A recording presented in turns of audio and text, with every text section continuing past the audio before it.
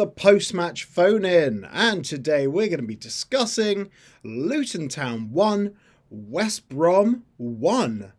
A point on the board, and here to discuss it with me and take your calls, it's my co-host, Mark Ryman. How are we getting on, Mark? Yeah, I'm all good, thanks. Nice to see it at the game as well. I think that game can be best described as two moments of quality in what otherwise would be described as a game between the Red Lion and the Dog and Duck. I think that's so accurate. We were discussing before we went live. It's hard to get enthused by this game because neither team really showed much. And, we're discussing it on the pod that we were recording this morning. I didn't actually tell you this. Phil said him and Wedge were chatting, and they were saying if this game were in League Two, even then it would be quite a low standard. Yeah, I mean, I was watching the game unfold in front of my eyes, and when the fourth player just hoofed it up in the air towards Bury Park. I mean, they've had about 20 new footballs on Wednesday for a Friday night, haven't they? There, it's a good little present, but it is unbelievable. I mean, they're two good sides on paper as well. It was both sides were absolutely terrible at keeping hold of the ball. Luton were definitely better than West Brom, but in the final third showed absolutely nothing whatsoever, and we got punished right at the end of the half by the single moment of quality and a really fantastic finish by Josh Maja. But yeah, it was painful to watch at times. It was a very frustrating one. It was but you got to look on the bright side. And you actually said to me before we started rolling, you said that my post match was very positive, and I said I'm just apathetic about it. Yeah. Ultimately, it is a point, Yeah. a point against a team who are fifth in the table. They don't look it though.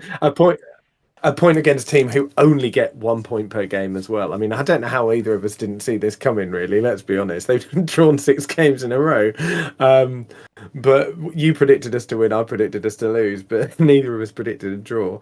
But yeah, you're right. A point is a point. I think I put this on Twitter earlier that I don't think it's going to change anyone's mind. Those people that were anti-Edwards aren't going to suddenly be swayed by that performance, and those people that were thinking that he needs more time and he's going to turn it around are also not going to be calling for him now either. It doesn't do him any real harm. I don't think it really does him much good either. Wednesday's going to be a big test. I really think so, particularly after looking at Cardiff's result the weekend and what a result it was. Well, they are currently top of the form table in the entire division over the last 6 games. I think they have 16 points from their last 6 games, which is mad. Absolutely mad. And this is like literally you can't pick a worse time to play them when their tails are up. Omar Riza has them balling, turning over 1-0 Honestly, losses in the 88th minute. It's mad. it's so Luton, isn't it? A team that was getting beat by for fun, and they pick up the best form in the league just before they play us. It's incredible, and of course, an ex-Watford bloke as their manager as well, just to double the incentive to come to Kenilworth Road and do one over on us as well. We've always struggled against Cardiff. I know this isn't really a preview, but we have struggled against Cardiff in most games. I know we did okay in the season we went up, but generally we do tend to struggle against them. So we'll see. I really hope to see, the same level of fight as the first half, because it was there, but just a bit more quality. But you're right, there were positives. There definitely were positives. Yeah, it's just a shame that we couldn't string a good sort of 15-20 minutes of really good pressure on their goal, because I really do think that was a game for the taking. They were absolutely there for the taking on Friday night, and we just didn't quite step up. Yeah. And you made a good point where you said like people that think Edwards out, it won't change their mind. People that Edwards in, well, actually, it probably would change their mind because they'll think, oh yeah, it's a point against fifth in the table. I don't think I've made any secrets about where I stand. Personally, I look at Edwards and his demeanour, and look, he's such a nice guy, but this is obviously just draining the life out of him. He looks worse every single week. Still, and sometimes in football things do get stale. They do, and it's reassuring to hear the players backing him. I caught Colton Morris and to Heath Chong's post match on Sky, and they were crediting Edwards and his halftime talk, although no one could actually recall what his words were at halftime. Um, it's all Pass to the it's all a ones bit in of orange.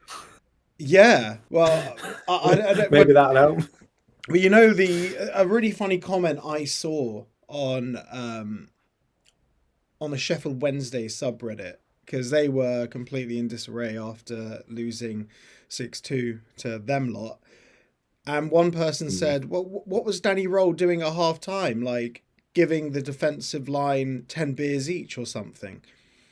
And until this game, that's what it felt like at Luton. It felt like our defenders were coming out half cut, to be honest. Yeah. I don't know It where we helped that go we were with this. losing the game.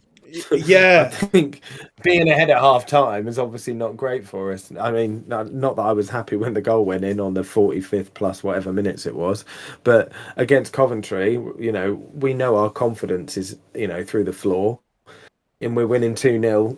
You always have the feeling we're going to throw it away. Whereas 1-0 down, we got a point to prove against a team we've been generally playing better than. Then the motivation's probably there without as much to lose. I don't know. Maybe that helps. But you were absolutely right. I think that his post match, I do listen to his post matches. Mainly for the fact that I had a hour and 45-minute drive home. But and I do know that post matches are only of limited use anyway. But I think his justification for taking Kraus off and keeping Clark on in that post match is debatable. Let's put it that way. Yes, Heath Chong scored, and he did brilliantly to score. Was it down to the formation that he scored? Was it down to the fact that West Brom had changed shape as well? I don't know.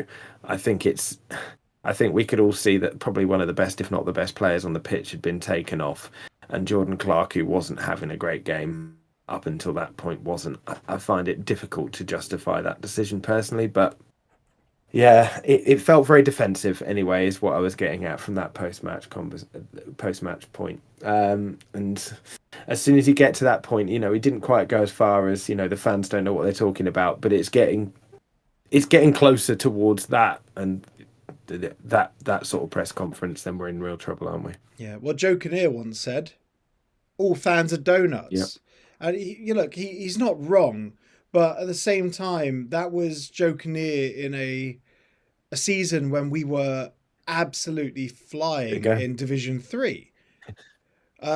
Whereas, Yeah, he was winning games. Yeah, exactly. He was winning games. So, no one has the right to tell a manager what to do when they're winning games. But when you're losing games, the performances are absolutely shocking, then yeah, Yeah. it's perfectly fine to voice your opinion on each matter.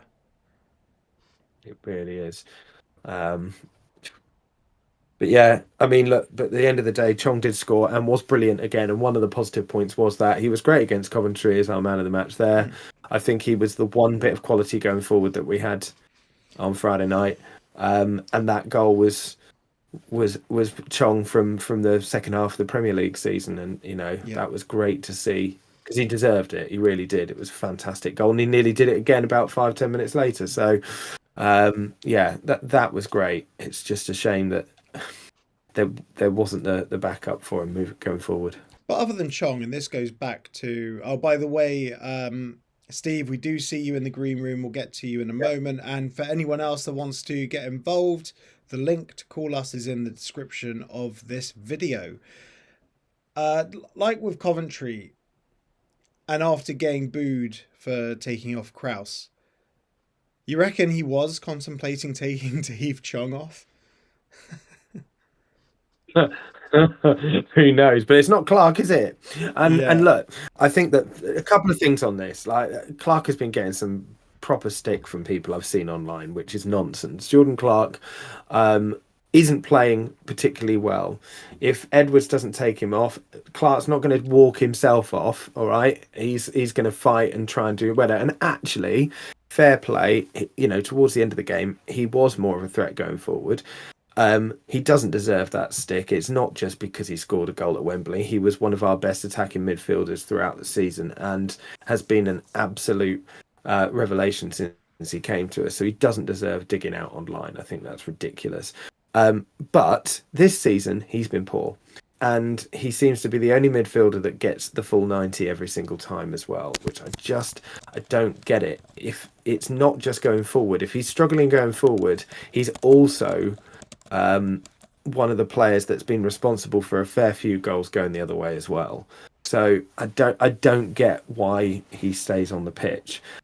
But you know, it's what it is at the moment. It just feels as if he's the last person to be substituted off. But yeah, I just hope he'll start changing it up for the sake of the fact that we've got a 3-game week as well. You know, Nakamba still hasn't seen barely any minutes since coming back from injury. You would hope it. That is You start seeing concerning. some game crunch. Really, That is it's really a very concerning. concerning one. And let us know in the comments of the video as well. Do you think Nakamba's going to hit the heights that he had in the 22-23 promotion season? Personally, I don't think he's the same player. I don't think he has 90 minutes left in his legs anymore. But to be honest, I thought the same about Victor Moses. And, well, he hasn't had a serious injury, I guess. Yeah. Well, yeah, we don't know, do we? We don't know how bad that injury, it wasn't a knock, the injury that he got when he was on international duty was, but clearly, you know, Edwards always has fancied him. I would argue him bringing him in is what got us promoted. Yeah. So, you know, he's clearly someone who Edwards trusts, but not at the moment. So yeah, you're right. It is concerning the fact that he's not seen many, or if any, minutes at all. Yeah. He looked good in that QPR Carabao Cup game, but then after that, he was gone. Yeah. He looked really good. He did. He did. As did Carlton Morris playing alongside Eli, but we didn't see that again until God knows when, after Sheffield United. So Watford, wasn't it, was the next time we saw that. But anyway. Positivity. Yeah. Shall we get our first caller on? Right, let's bring in Steve. Evening, Hi, Steve. You're on. Evening, Steve. Evening. Should be unmuted. There Evening. you go. Hello, mate. How you doing? Yeah, doing all right. Yeah, I'm not too bad. I'm much more convinced of staying up after Friday, I'll be honest. Genuinely. No, generally, there was someone at work who, a couple of weeks ago, during the international break just gone, had been saying a joke. I think he was trying to get a rise out of me, saying that 5-1 was value. And I was completely honest with him and said, I reckon we should be 5-6-1 at most. Then obviously after we beat you know who, with playing the way that we should have been playing all season, then I was like, yeah, sure, that's gone. And obviously played that way against Sunderland, as we talked about, and we're unlucky. And then obviously Coventry happened, and we were still 20-1, and I was in shock. But that proved to me that he's still learned the lesson. I was really worried he was going to try something completely different again, because after trying what we know we need to be doing, we got 3 points out of 3 games. And I was really worried he was going to see that as a reason to to say that it wasn't going to work and try something different. He didn't. Obviously, we were nowhere at the level we were against Sunderland and against Coventry. No, Sunderland against Watford, sorry. But we were better than we were against Coventry. And while I don't think we created enough to deserve to win the game, we certainly didn't deserve to lose it. And at the end of the day, they might have been out of form. But even despite that form, they're still in the top 6 as we stand today. So that tells you how good a side they've got. Like, you got the players they bring off the bench, you know the squad they've got. I think we're now in a situation, as long as we are consistent and everyone around the club, and you've already been talking about it, we're worried about where Rob Edwards is mentally. And that is still the biggest worry for me. But if he realises this is what we've got to continue to do, it would then be the right thing to keep him. It'll be the right thing going forward to get the best out of this squad for the rest of this season. But we will still miss the playoffs because we can't get enough points in 36 games to make the playoffs with this squad because we've given 10 to 12 games up trying to play a different way. Are we wrong to be speculating about Rob Edwards' mental health? Sorry, Mark. You can get your question in next. Right. Yeah. I think mental health is not necessarily the right turn of phrase. I think how we talked. I think I've talked to you well, not so much in private, but I've talked to you off air, so to speak, about Nathan Jones's mental health at Stoke and how you could see it. And you can see some similarities. Obviously, they're very different personalities, but you see some similarities in post-match interviews about how it's affecting their ability to do the job. I don't think it's necessarily a mental health issue, but it is.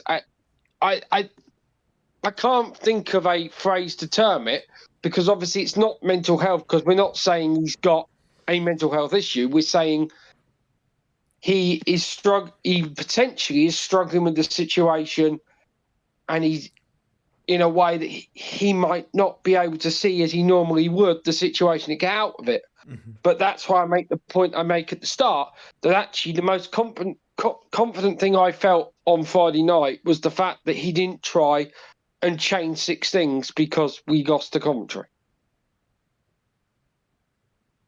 If you get what I mean, we tried to play the same way, and what we learned is that Coventry have basically learned from what happened to them 2 years ago.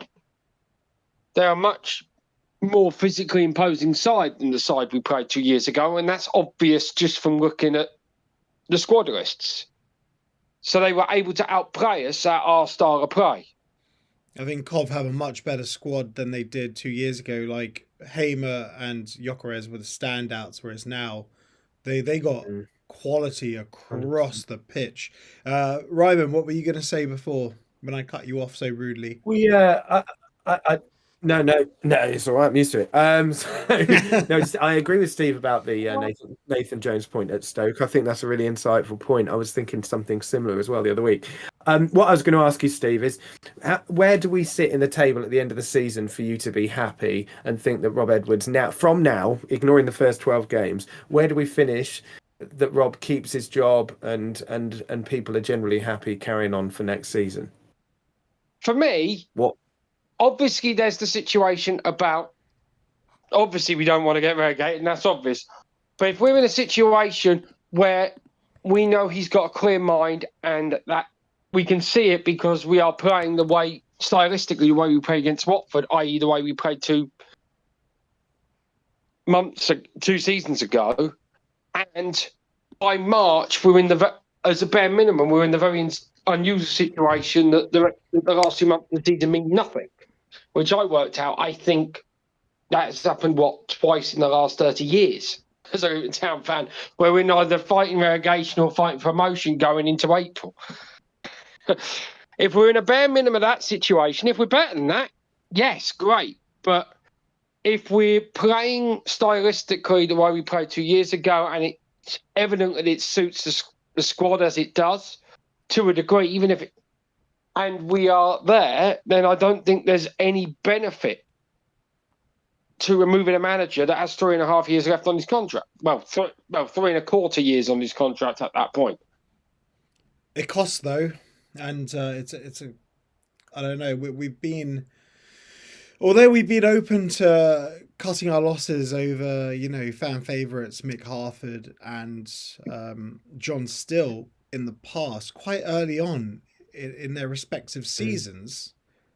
It's it's a completely different kettle of fish when you have a manager that's sitting on a contract that, you know, needs to be paid out, and he could possibly be the highest paid person at that club. Very I much mean, could be. he very much could be, because there's very few major high earners that you'd think. But it's not like any of the high earners that came in last season are still at the football club on contracts that you presume are anything like Premier League wages. Everyone that I presume went up with us, even our key players, would have had promotion and relegation release clauses, so they would have dropped to a degree. There's no Barkley, there's no, and most of the other real high earners were on loan anyway, and they've gone back. Yeah. So there is a reasonable case of that.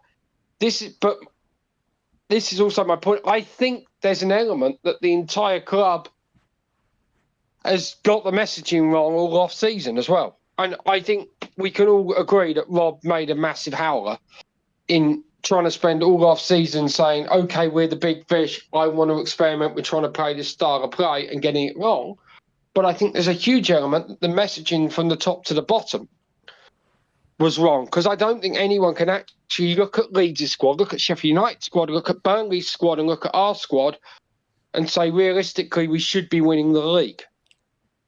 Could we, if everything went well, be in an automatic challenge? Could we have been an automatic challenge and a title race challenge? Sure, but I think the messaging from top to bottom was wrong. I think if everyone had gone about saying our aim is to basically be a top six side that could challenge for the top two, I think everyone would realise it's a bad start and things might improve. And we'd still be disappointed, but I don't think we'd be in this situation. But the money we've spent, or in comparison, the lack thereof, and the situation we are as a football club, I think messaging out the club, while I understand where it came from, that we were looking to win the title, has created some of this. Not all of it, but some of it. Yeah, I mean, I agree. I think Edwards started and the club talked about, you know, we want to aim to win the league and putting pressure on himself. And I agree with you, Steve. I would say that we've got a top 3, top 4 squad. I don't think we're top 2. I didn't think we were before the start of the season, but I think that, you know, all hopes of those sort of positions are going to be pretty much out the window at this point, unless something absolutely drastic happens. For me, just going back to then, you know, what does success look like with this particular squad? It's a difficult one, because you've got to take into account, you know, the situation at the club, the lack of confidence at the club, as well as just the actual squad itself. And then you can ask yourself, would a manager coming in now give us a much more realistic chance of getting the playoffs? Because it shouldn't be all or bust. Of course not. That's the whole point of our investment and everything else. But we have got a fair few players who, if we end up being 16th, 17th at the end of the season, are not going to be here next season. And we're going to have one less year of parachute payments in order to make investment. So, you know, do we then are we then able to improve? So that's the question, isn't it? Is the change of manager, I'm not suggesting that we should, but does a change of manager enable us to give us some hope of making at least a push for the playoffs? At the moment, as you say, it's all about making sure we're not in trouble. I'm not under any illusion there either. In the hope that we keep some of the players like Chong, who I don't think for a minute, if we don't make playoffs at least, will be in our team. I understand that point of view. That's a situation that has been created by these first 10 games. It's as simple as that. But equally, how many modern head coach / managers who we would have on our shortlist would come in and understand that we don't want to, that the squad is not built for 60% possession? You've seen it all over the place. There is not a huge amount of managers, old school managers, that come in and don't want to imprint their style of play, what they want to do. And we have a very unique set of players. And okay, sorry, I just one question. Yeah, no, I agree. I just one question on the back of what you just said, because you're right. But then if the board has all this faith in Rob Edwards that they say they have, and I'm sure they do, and he clearly wants to play that style, he has done since he was at Forest Green, why on earth didn't they give him the backing to buy those sort of players? In the last two transfer windows, I think we can all agree was under par, let's put it that way. So why wasn't he given the backing to buy the players that will give us that style of play if that's how he wants to play? I don't get it. I want to Well, extend I on your think question before you answer, Steve. I want to tag on to Mark's question just to chuck at you as well. Why have the squad and Edwards built such an unbalanced squad? Why are there no wing backs when, Edwards played with wing backs progressing the play at Forest Green? Why do we virtually have no one in the squad right now? I think that's a serious question for the recruitment team, and I think there's a lot of fans of my age and older who haven't got a history where they also follow other sports where the management structure has traditionally been the same as football has now moved into, where we're used to, well, the manager says, gets a budget and everything he says goes. It's different now. The head coach has a style of play, and it's the recruitment team now have a much bigger say in the budget. So I don't think that's necessarily, and without being in those discussions, and none of us are, know what percentage of fault Rob Edwards has to take for that, or the recruitment team has to take in that. It's as simple as that. None of us are in that meeting. None of us know. People my age and older who don't have a background of American sports where there is a clear delineation between general manager and head coach, or other sports that use that style of management structure that is much more common and is the way in football now and wasn't when we were growing up, where we were used to, if you're the manager, you're in charge of everything. You don't get Fergusons anymore. You don't get Wengers anymore. You don't get Lenny Lawrence's anymore. Yeah, well, let's not go in that much. Yeah, it's simple. None of us actually know who should shoulder most of that blame for that. Whether it should be Rob or whether it should be. I mean, I think the one thing we can say is we spent a huge amount of money on a centre half who is starting to look decent at the things. Anyone that's seen him to any degree knows he's good at and knows that he isn't good at. And it seemed a desperate signing at the time because we were still trying to play a completely different way that would never suit Mark McGuinness in a million years. And no wonder he started so badly, because that's not the type of centre half he is. But everyone seeing us trying to play this style of play who may not have seen Mark McGuinness a lot for Cardiff City and for Sheffield Wednesday on loan before that, would be thinking that we have broken our transfer record, or if not, we've gone, in terms of upfront fee, gone very close to it for a player, for a centre half. They're going to expect a centre half that fits the style he was still trying to play at that point. It seemed a desperate signing, and I don't know where the disconnect is between Rob and the recruitment team on that particular signing, but it's there because now we've gone back to that. Mark McGuinness is suited to that down to the ground.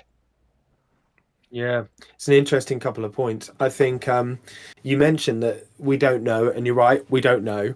But what I think was relatively clear was when Nathan Jones was in charge, he had a lot of say in who we signed. Just look at all the players that have gone to him now. That wouldn't have happened if they hadn't been his players.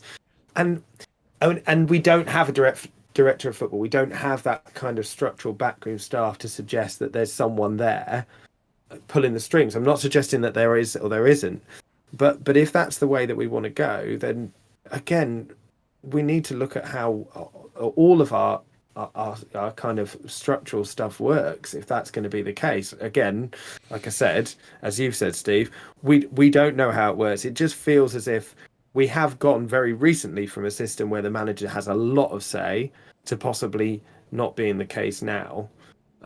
It just seems an odd one if you expect a manager, or you've got a manager that clearly wants to change the style of football. I don't know. That's just my opinion on it. But like you say, we don't know. Can we have much more positive? Because that was despite the fact that we didn't create, like I say, we didn't create enough, I thought, to maybe deserve to win the game. Can we end much more positively? Because I do think we are in a much better situation than we were before the October international break. We've had one bad performance in that period of play. And yes, maybe the big thing behind that was maybe he should have made more changes for the Coventry game and rotated a little bit more in midfield areas and in forward areas. But actually, we've looked okay. If this was August and these were the first 4 games in August, yes, we'd only have 4 points for 4 games. And yet, admittedly, there's no way we'd consider Sunderland, maybe decide that we now consider them.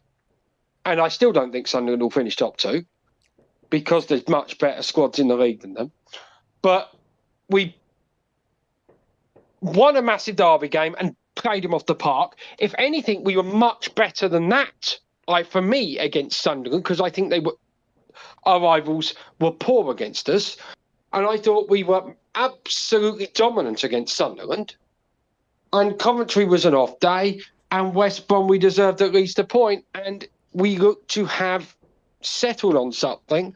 And there was other positives too. We finally got to see a certain signing we made in January make his first start in his actual position. And okay, some of his deliveries weren't great, but he looks a player, doesn't he? Hashioka. He looks and obviously it's a lower level than when we signed. We were at a lower level than when we signed him, but he looks a vastly better player than he did having to play out of position all the time last season. And at the start of this. And actually, he'd done all right out of position in the last couple of games. But he looks a right wing back. Let's be honest. He looks a right wing back. That's a huge positive. The thing that worries me, and yes, you are right, we're in a better position now for this this period between international breaks than we were for the previous position in between international breaks. For me, we have a lot of 3-game weeks coming up, and we have shown that we are absolute toilet when it comes to preparing for 3-game weeks. Mainly because of the squad size. Defensively, we're going to have to push some people. And yes, we started with Watford, then we went to Sunderland where the performance was good. But then by the time we got to the Coventry second half, we were done. Absolutely done.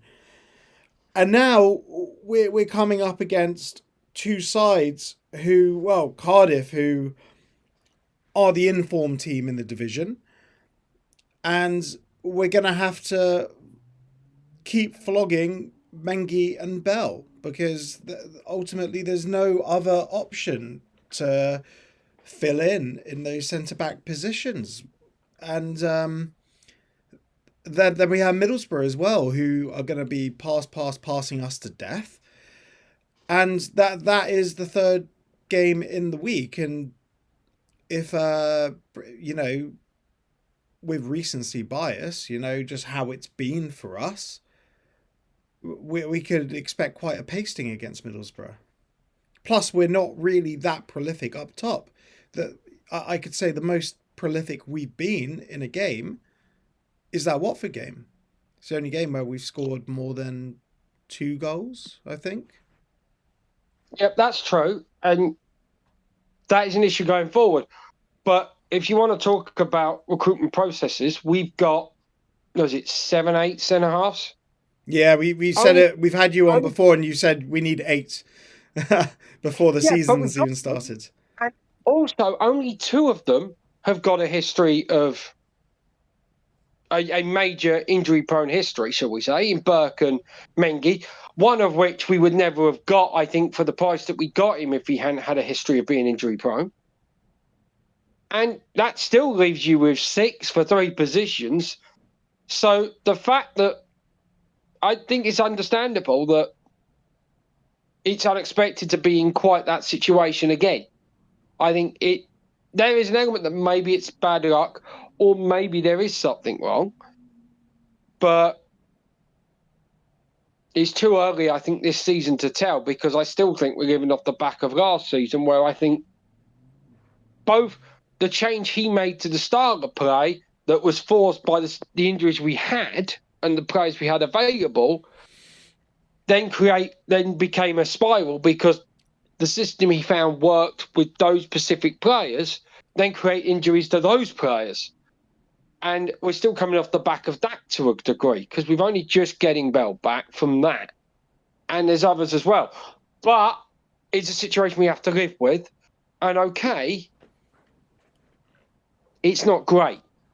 I'll admit to that, but there's nothing we can do to change that now. This isn't 2001 anymore. We can't sign players up until March. This is a situation we're in. There's not a lot we can do to change it, and a new change of head coach is not going to change that either. No, it's a good And I point. maintain that almost every head coach we could possibly think of that could realistically come to this club is going to want to significantly change the style of play to whatever it is they want to play, and it could get worse. Sometimes the devil that you know is much, much better than the devil that you don't know.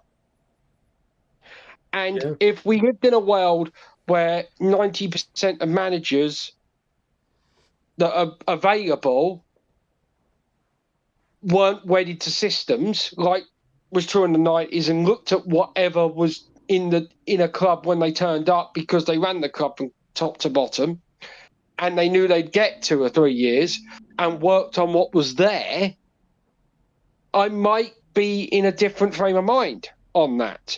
But that's not true. Most head coaches these days, as I've mentioned, are wedded to a style of play. They come in. I mean, the press is all about this on the new Manchester United head coach.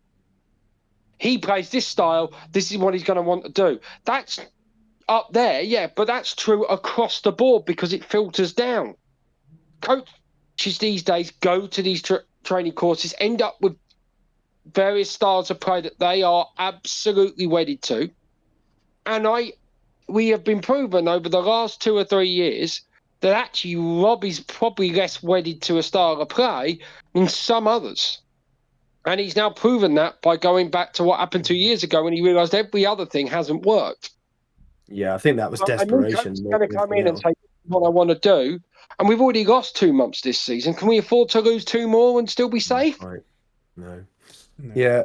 No, I agree with what you're saying. There's a couple of bits in the comments that are fair. That Doughty and Holmes are going to be available again on Wednesday, and that should be remembered. I mean, that's going to be a real positive, obviously. And as you said, Steve, there were some positives as well.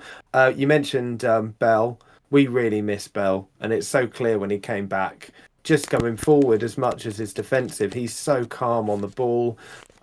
He was brilliant. I was so pleased to see him, and let's hope that he can stay fit for a period of time. I completely agree, Steve, about Hashi. I thought he had a really good game. I actually thought he had quite a good game against Coventry as well.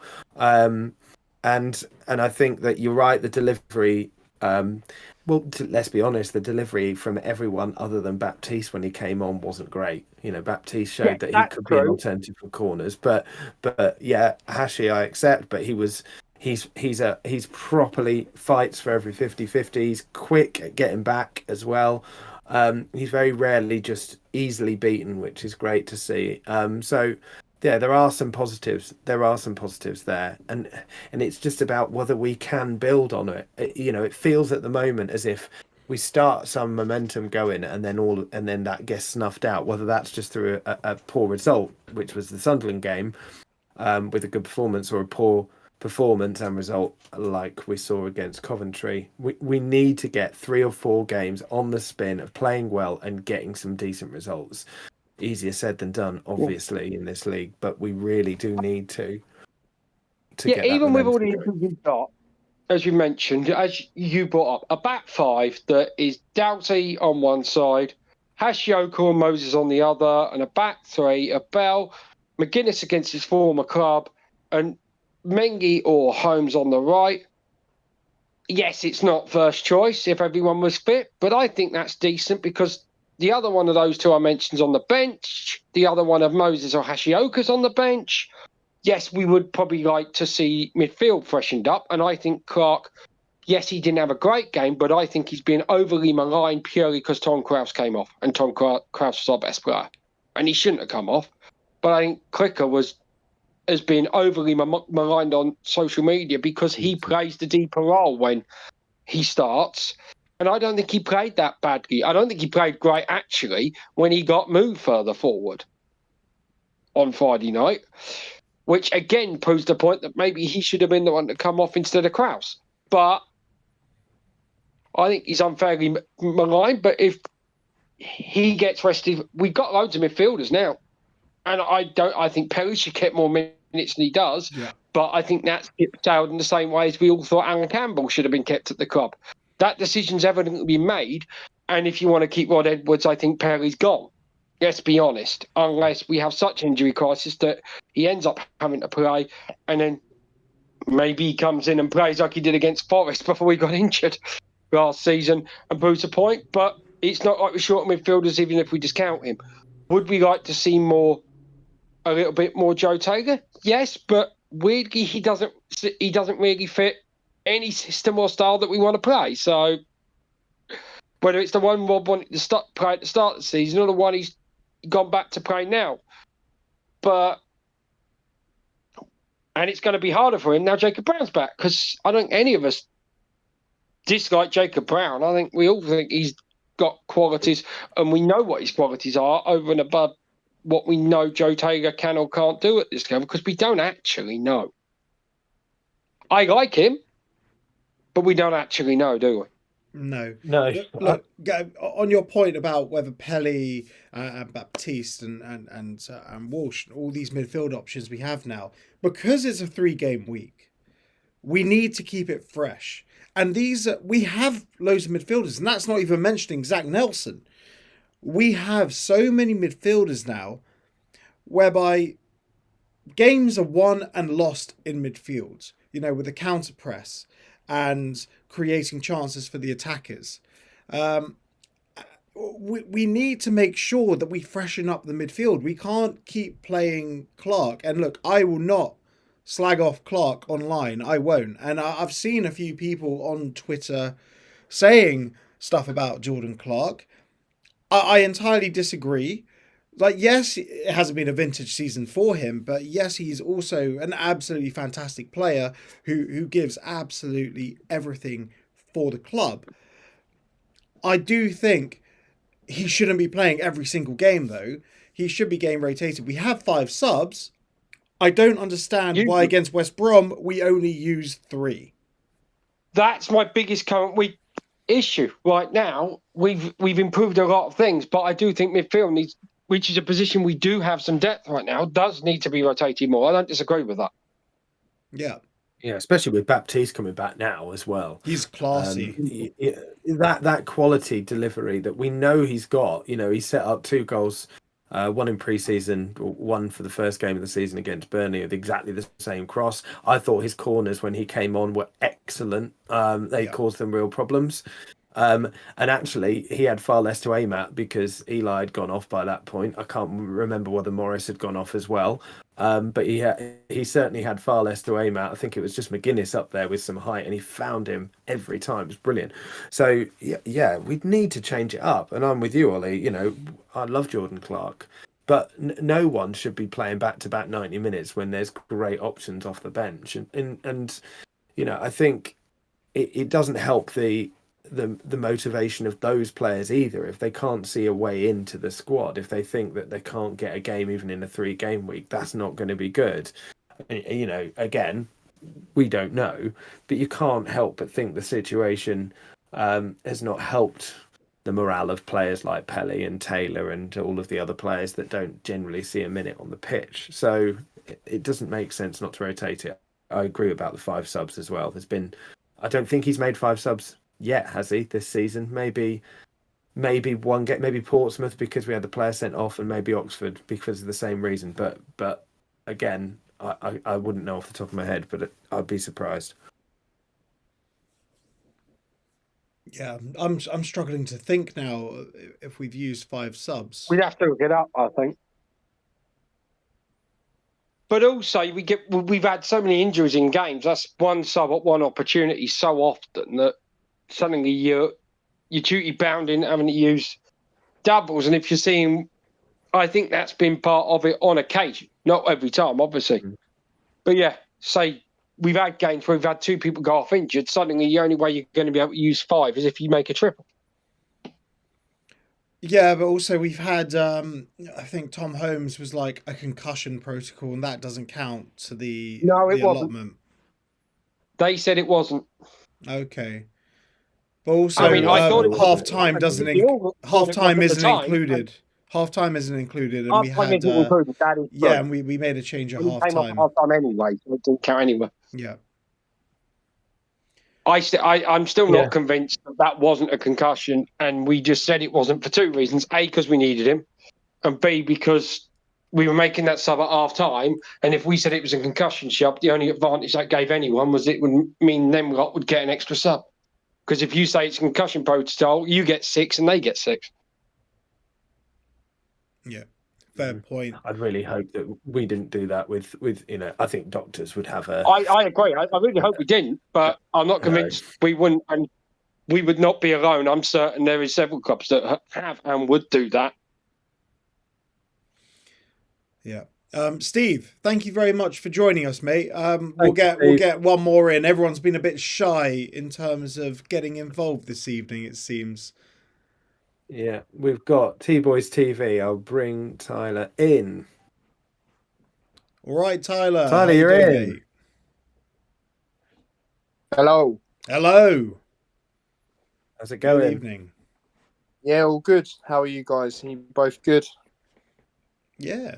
Yeah, we're okay, mate. Yeah. We're okay. How are you? How did you see the game on Friday night? Yeah, I mean, I was a little bit frustrated with the first half because I felt we were, we showed good signs in the first half. I just felt, the thing that was frustrating for me was the way we conceded the goal, at the end of the half. And it was the sense of, it was the first time they went in our box.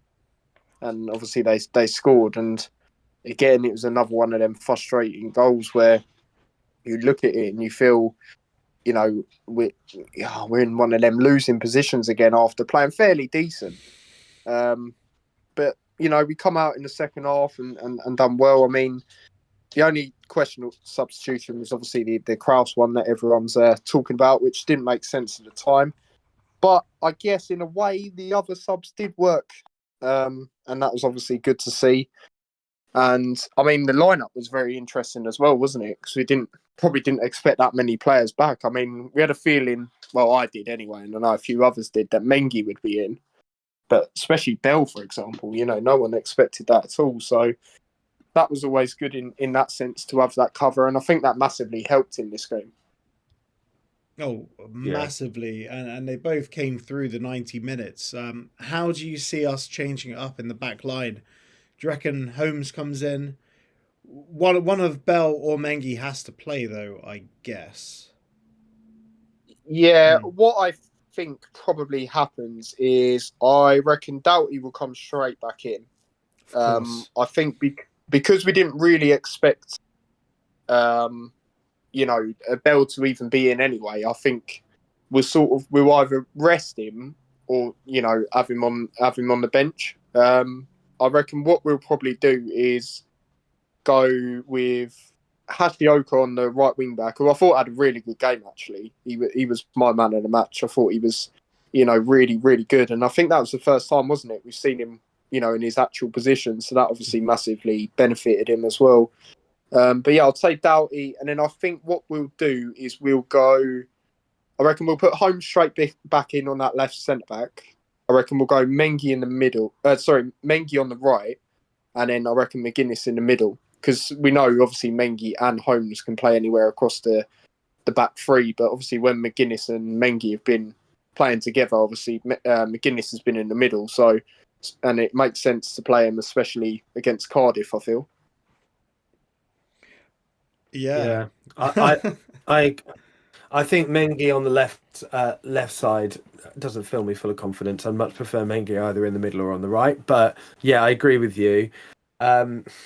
I just really like having a left-footed left centre-back. I really do. But you're probably right with Bell. It all depends on what his fitness is like. I mean, up until recently, up until the Premier League season, he never got injured, did he? I mean, we always used to talk about the fact that he would go from full EFL, straight over to Jamaica's Gold Cup or whatever it was, and never have a break season upon season because they play their cup basically during the off season and then obviously during the international breaks as well, and never got a break, and yet never broke down injured. It was only the Premier League season that did him in.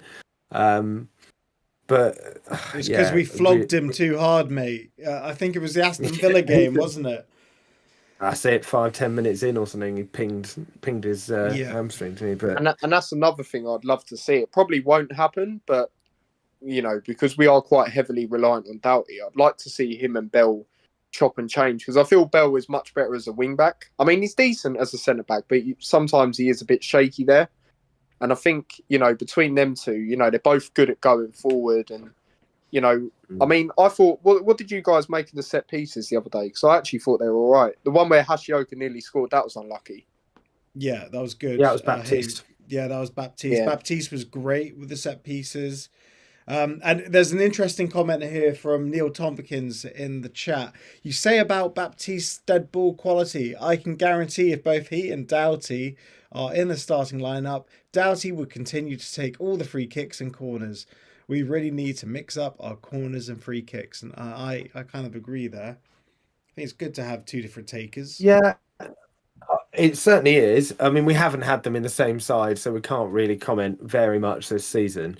I mean, Doughty's numbers in this league is incredible, though, considering where we sit in the league. Doughty's chances created is right at the top. So, I think that he doesn't generally overhit or underhit. The odd one hits the first man, which is frustrating, but generally he doesn't. It's just about the players getting in there and getting on the end of them. They just can be a bit predictable going to the back post all the time, which we've talked about before. We did miss Doughty a lot in open play on that left-hand side, I think. And Moses helped, but you could tell it wasn't his preferred side.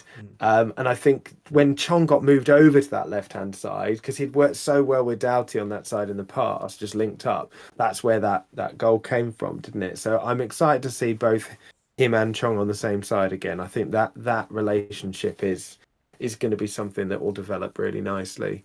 So I think we missed him more in open play than probably the set pieces towards the end, at least when Baptiste was on. And it was always good that Chong got off the mark and scored. Obviously, I know he scored this season, but with his last two games, he's been really good, hasn't he? So that was always good to see. Good bit of individual magic, you could say, from him. Capitalised on their poor pass and then made the run, and it was a great finish. Yeah, and it was so nice to see us capitalise on one of their mistakes, because they were making them all night. Yeah, and it was ridiculous. Their back line were giving the ball to us at will in the first half, and we just either got we're just too quick to make the pass and didn't really think about it, catching players offside, or we didn't get it out to the right man, or we didn't get the ball across. It was just frustrating.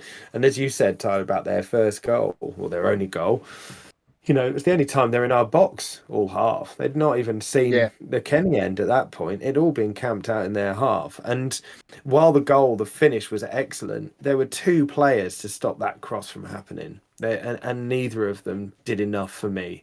I can't remember who it was. It's McGuinness was one of them. I can't remember who the other player was. Might have been Mengi and McGuinness over there. But that's really disappointing. It felt like you said, like we switched off in that moment. But that's individual errors, and it will happen occasionally. But it's just frustrating. Mengi and McGuinness were both trying to clear the ball, just got in each other's way. To be honest, it does happen.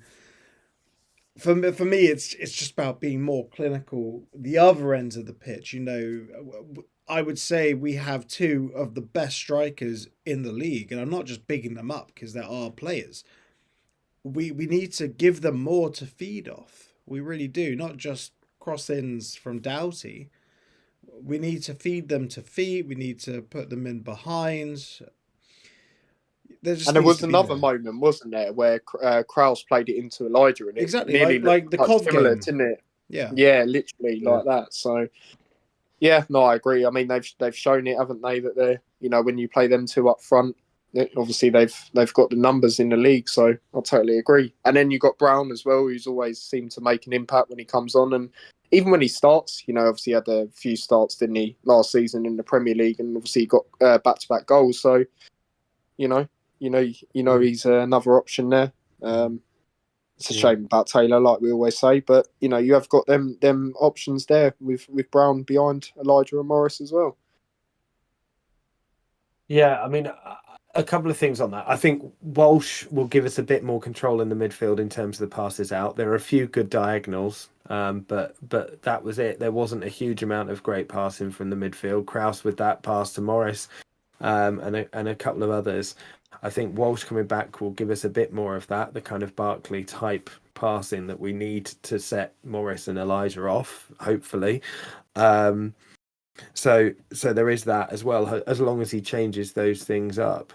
But it's making sure, as Ollie said, that we're getting the service to them, because they're both in the goals now. They're both confident players in front of goal, and with Taylor, I think we've talked about this time and time again. I don't think anyone thinks that Taylor should be in there ahead of the first two, or even Brown. I don't. I think he's our fourth choice. It's just moments in games. It's just when you can see like a team pushing their back line, and you could really do with a player playing on the shoulder. Coventry really was my example of this second half. We're not making the most of the squad that we have for those moments, and a bit more proactivity in our tactical changes and formation. And actually, there is a real place for him to do that. It's what we did in the playoff final. It's the reason why he scored. I know he handballed it, but the reason he got in behind is they were a tied defence who were sort of camped on that side of midfield, and he had the pace to be able to nick the ball and almost score. But that's the disappointing thing. But there's no point. We know the situation doesn't look likely to change, right? Yeah, no, exactly. Unless obviously touch wood, it doesn't happen. But anything drastic happens, then that's the only way they'll be involved. So yeah. We should probably start to wrap this up because it's almost 10 o'clock. And we appreciate you coming on, Tyler. Really do, mate. No worries at all. No worries. We'll see you at the next one. I'll make sure. Thanks, mate. Yeah, no worries. Thank you, guys. Cheers. Oh, yeah. One thing that Edwards always said was trusting players. And this was right at the beginning of coming in. Him and Richie Kyle always... They works with youth. They want to give the youth a chance. And I don't see why Taylor can't get like 10 minutes at the end of a game. I mean, like, come on, in the 80th minute, try and affect things. Run at tied defences, run at a defence when it's been pushed up just a little bit. And Zach Nelson needs more minutes as well. He's looked a very tidy player. He has. And at least Zach Nelson has got some minutes, though. And started games as well. You don't go... Look, I know we don't know what's happened behind the scenes, but you do not go from a player that comes on in Luton's most important game in recent history, maybe of all time, from that to not even trying them against Coventry in the league without something happening. I'm sorry you don't. Since that playoff final, he's gone to two teams, been both of their top scorers. He's proved himself in League One. You don't go from that to where we are now unless something has happened. This is not me stirring rumours up, but that's just logic. Mm-hmm. It's the natural progression as well. League Two, League One, bottom end championship, which is where we are right now. Edwards was Edwards was so full of praise for him at the end of that championship season and the start of the Premier League season as well, and was always talking about him and plans for the future. It's clearly not the case anymore. So I don't know. Make of that what you will. Yeah, and a good point from Deggy in the comments. Our constant hoofball late on would currently suit Taylor. I find it hard to disagree with that, to be honest. Exactly. You boot the ball, he wins a flick on. Morris or Brown flick it on in behind.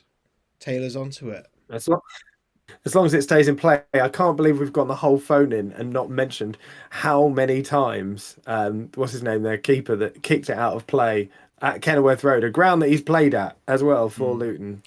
As I kept shouting, you were sitting next to me for this game. As I kept shouting at the kickoffs, oh, Luton rejects, and I think people around us kind of forgot that he played for us. But I never forget, because an elephant never forgets. And we were apparently desperate to sign him as well, weren't we, in the summer when we went up? So Good shot stopper. anyway, Yeah.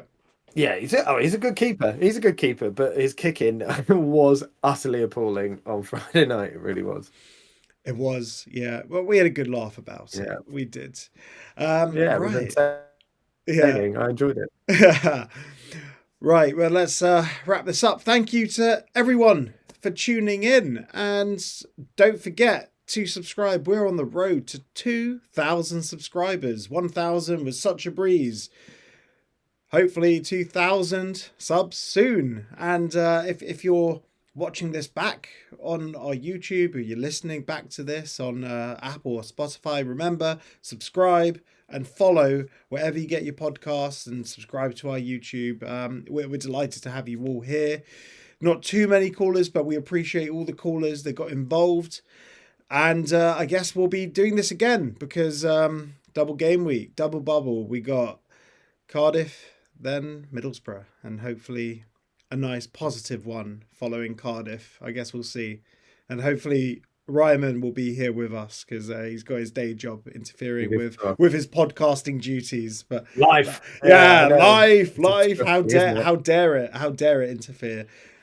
It's one of those things that happen. But thank you all for tuning in, and have a great week. Happy Monday, everyone.